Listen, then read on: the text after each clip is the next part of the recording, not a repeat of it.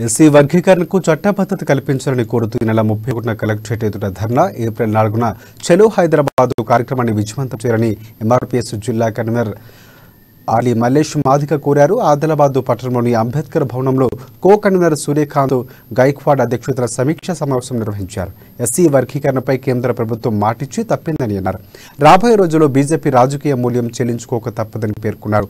అందుకే పోరాటాలకు సిద్ధం కావాలని, హక్కులు సాధించుకోవాలని పిలుపునిచ్చారు.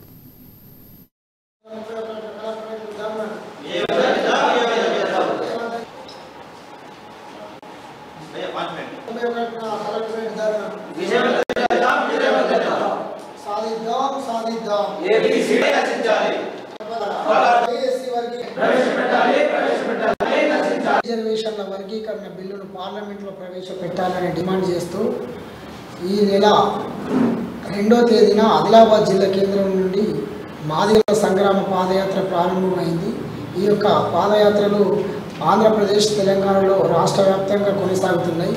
ఈ యొక్క పాదయాత్రలు ఏప్రిల్ 4వ తేదీన హైదరాబాదు రాజధాని నగరం చుట్టూ ఉన్నటువంటి జాతీయ రహదారులందరినీ అన్నింటినీ ముట్టడి చేయడం కోసం జరుగుతున్న పాదయాత్రలు.